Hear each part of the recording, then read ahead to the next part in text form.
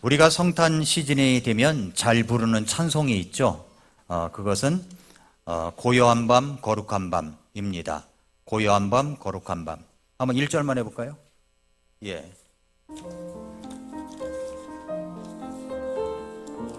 1절만 한번 이 찬송을 한번 해보겠습니다. 고요한 밤 거룩한 밤. 고요한 밤 거룩한 밤 어둠에 묻힌 밤 주의 부모 앉아서 감사 기도 드릴 때 아기 잘도 잔다 아기 잘도 잔다.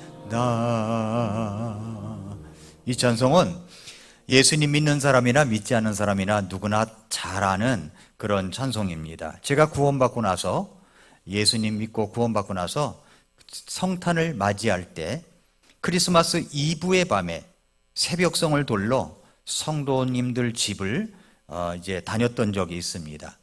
그것이 옳으냐 맞지 않느냐 양론을 접어두고 저는 그때 그 밤에 학생들과 함께 우리 청년들 학생들과 함께 고요한 밤 거룩한 밤 예수 나셨도다라는 이 찬송을 사부로 불렀는데 그 새벽에 한밤중에 사부로 부른 그 노래 소리가 지금도 생생하게 기억이 나고 있어요.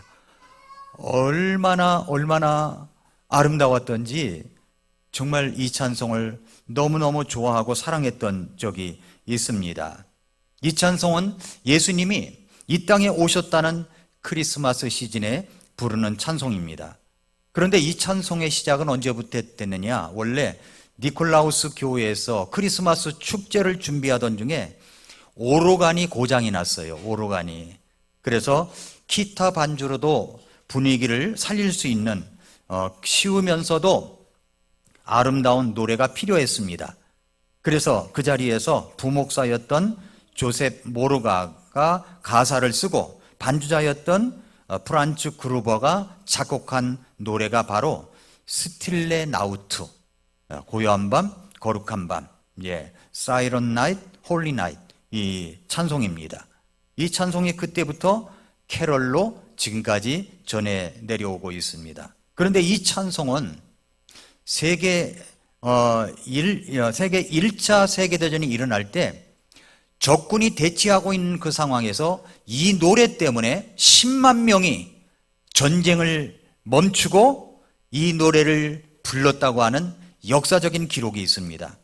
1914년 12월 24일 제1차 세계대전이 발발하고 6개월이 지나서 전선이 교착 상태로 들어간 지금의 벨기에 영토 지역의 플랑드르 지역에서 일어난 일입니다. 이미 전사자가 수십만 명에 이를 정도로 엄청난 전쟁의 비극이 일어났던 시기였습니다. 매일 폭탄이 날아와서 수많은 사람들이 죽고 그리고 총알이 머리 위로 빗발치는 그 전쟁터. 병사들은 매서운 추위를 견디면서 참호 속에 웅크리고 있는 그 밤에 적 병사들을 향해서 돌격을 하고 기관총 사격을 하면서 또 대응을 하고 이런 전쟁이 날마다 계속되고 있었습니다.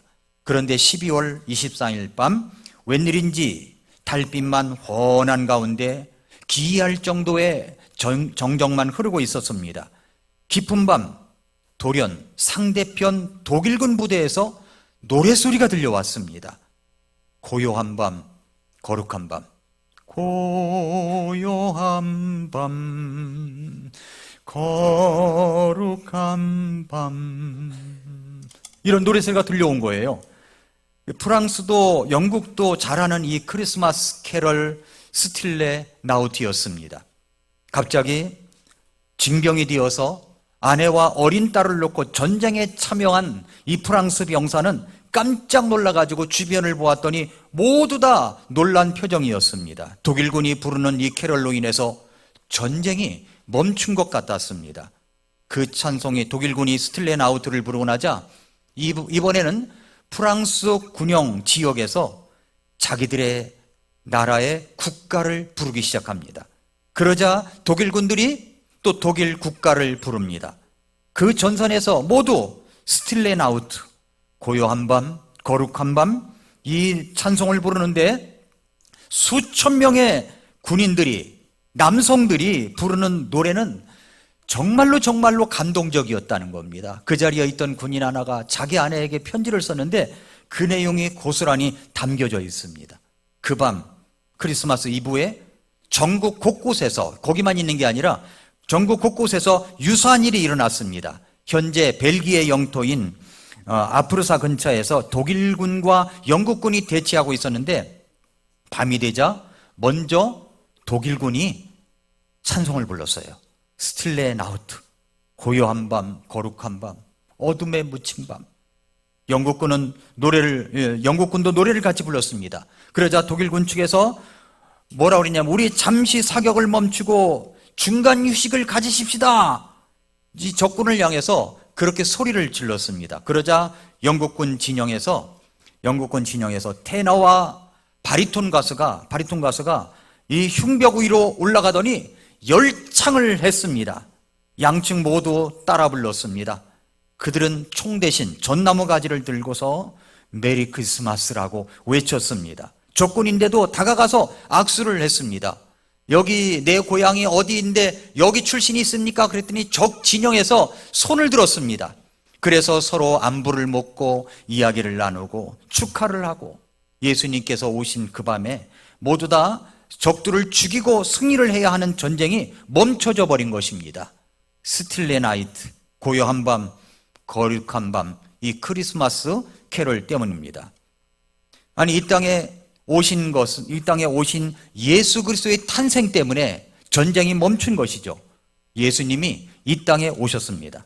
해마다 크리스마스가 되면 많은 장식들과 네온 사인 그리고 캐롤송이 넘쳐납니다. 그런데 크리스마스를 맞는 사람들의 태도는 그 옛날 예수님께서 이 땅에 오셨을 때 오늘 읽었던 오늘 찬양대의 찬양 가사 중에 우리가 들었던 노래, 오늘 마태복음 2장에 나와 있던 모습과 똑같다는 것입니다. 지금도 똑같아요. 두 부류가 있습니다. 두 부류. 첫 번째 부류는 헤롯과 같은 부류입니다. 마태복음 2장에 보면은 별을 연구하던 학자들이 있었죠. 성경은 이런 사람을 흔히 우리가 알고 있는 동방박사인데 성경은 정확하게 이런 사람을 지혜자라고 합니다. 와이즈맨이에요. 그런데 이분들이 동쪽으로부터 별을 따라서 예루살렘까지 왔습니다. 그리고 사람들에게 묻습니다. 유대인의 왕으로 태어나신 분이 어디 계십니까? 우리가 동쪽에서 그분의 별을 보고 그분께 경배하러 왔습니다.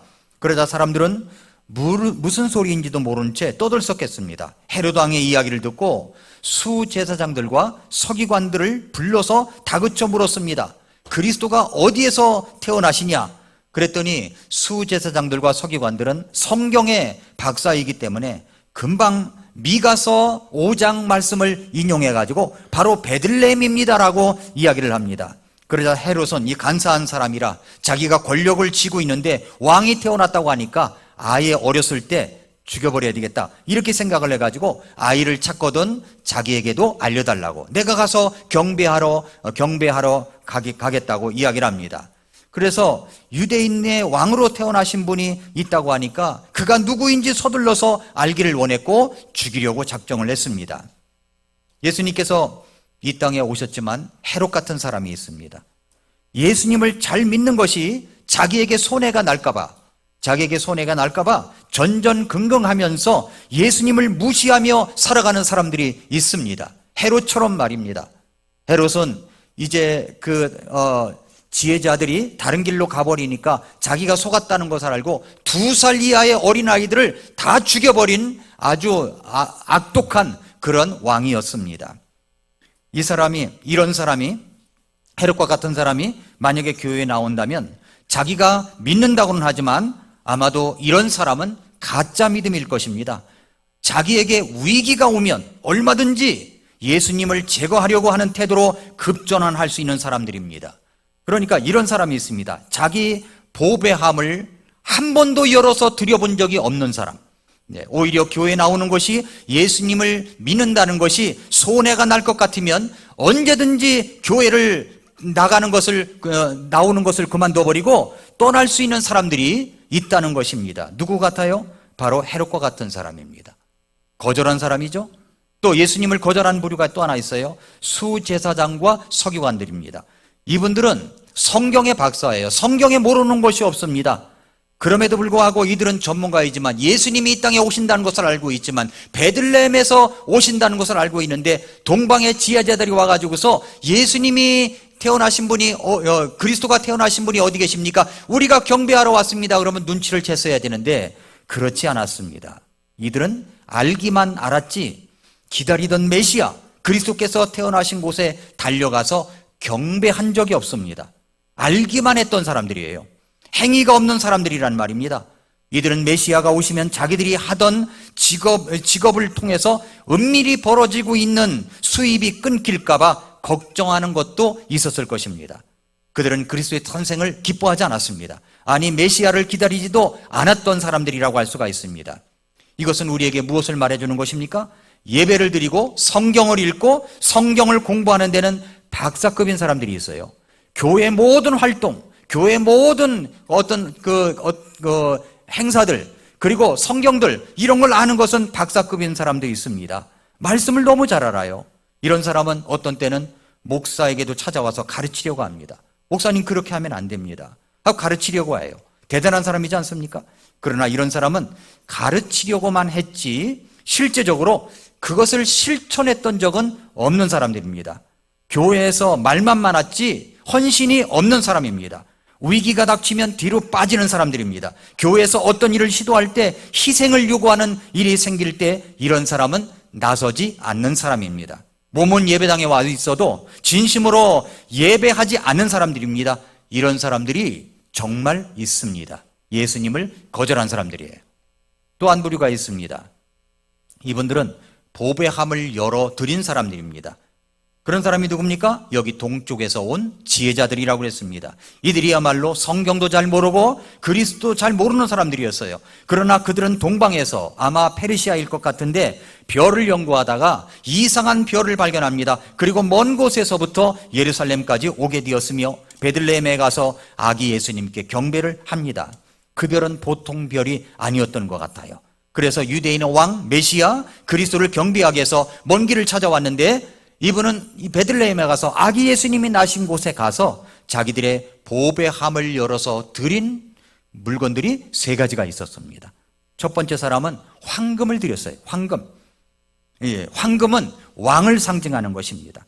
지혜자 중에 한 명은 이 아기 예수님은 만왕의 왕이시다라는 고백을 담아가지고 황금을 예수님께 드렸습니다. 황금은 왕권을 의미합니다. 오늘 아기 예수님이 태어나셨다는 사실을 알고 찾아온 지혜자 중에 한 명이 예수님에게 황금을 선물로 드린 것은 예수님이야말로 우리의 왕이라는 믿음의 고백이 들어 있었던 것입니다. 두 번째 사람은 유향을 선물로 드렸어요. 유향은 향기를 바라는 일종의 향수입니다. 냄새나는 마구간에서 예수님이 나셨기 때문에 향수인 유향을 선물한 것이 아닙니다. 지혜자는 별을 따라 오긴 하였지만 마구간에서 예수님이 탄생한 것까지는 몰랐습니다. 유향은 가정에서는 온 가정을 향기로 까는데 사용하였고, 성전에서는 제사를 드리는데 절대적으로 필요한 것이었습니다. 이 아기 예수님에게 유향을 선물로 드리는 것은 아이를 기르는 이 방의 향기가 늘 진동하기를 바란다는 바람으로 유향을 선물했겠지만은, 그 속에 들어있는 영적인 의미는 뭐냐면 예수님은 제사장이다라는 의미가 들어있는 거예요. 예수님은 제사장이다. 그래서 예수님이 십자가에서 돌아가실 때 하나님이 계신 지성소를 향하여 난 이 휘장이 위로부터 아래로까지 찢어져 버렸습니다. 그리고 누구든지 담대히 하나님을 만날 수 있는 장소에 들어갈 수 있게 됐습니다. 이때 예수님은 크게 외치셨죠. 십자가에서 테텔레스타이, 다 이루었다. 유향을 선물한 것은 예수님은 제사장이라는 고백입니다. 진실로 예수님은 제사장입니다. 우리를 하나님 앞으로 인도하시는 제사장이었던 것입니다. 유향이 바로 그런 고백이었어요. 마지막으로 몰약을 드렸습니다. 몰약은 시스터스라고 하는 나무에서 나오는 진액인데 아주 값진 기름입니다. 값진 기름. 이스라엘 사람들은 제사장, 왕, 그리고 대원자들에게는 머리에 기름을 부었어요. 그때 붓는 기름을 관유라고 하는데 이 관유를 만들 때 몰약을 썼습니다. 값비싼 향을 만들 때 넣은 재료가 바로 몰약입니다. 그래서 솔로몬 왕의 침상에는 항상 몰약을 뿌렸습니다. 몰약은 메시아이신 예수님을 나타내주는 상징적인 선물이었습니다. 그것은 예수님을 메시아로 구세주로 알았던 것이죠. 지혜자들은 아기 예수님에게 황금과 유향과 몰약을 드렸습니다. 이 세 가지 선물 속에서 예수님에 대한 모든 예언이 다 들어있는 것입니다. 예수님은 왕 중의 왕이십니다. 제사장 중에 대제사장이십니다. 예수님은 오직 한 분이신 메시아이십니다. 요한복음 1장 11절과 12절은 두 부류의 사람이 나와요. 1장 11절은 그분께서 자기 백성에게 오심에 그분의 백성이 그분을 받아들이지 아니했다라고 얘기를 합니다.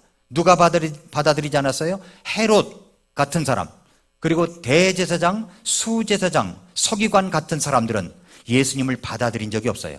왜냐하면 예수님을 받아들이면 손해가 날까 봐. 그래서 희생을 해본 적이 없습니다. 이런 사람들은 예수님을 거절한 사람들이에요. 요한복음 1장 11절과 같은 사람들이었습니다. 그렇지만 요한복음 1장 12절은 그분을 받아들인 자들, 곧 그분의 이름을 믿는 자들에게는 다 하나님의 아들이 되는 권능을 그분께서 주셨다고 했습니다. 그분을 받아들인 사람들이 있어요. 그분을 받아들인 사람들은 바로 하나님의 자녀가 된다고 말씀을 하고 있습니다.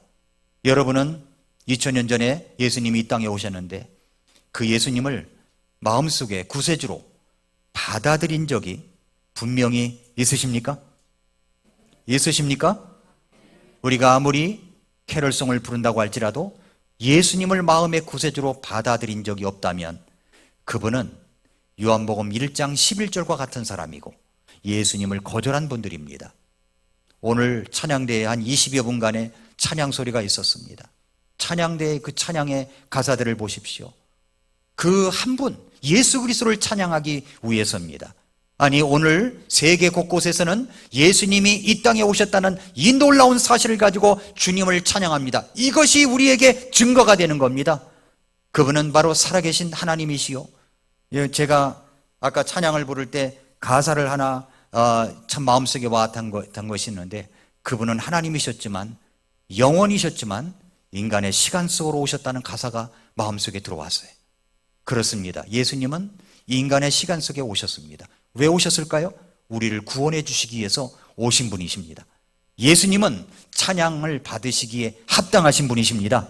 예수님은 마땅히 찬양을 받으셔야 됩니다. 그 예수님을 여러분은 마음의 구세주로 받아들인 적이 분명히 있으십니까? 기도하겠습니다.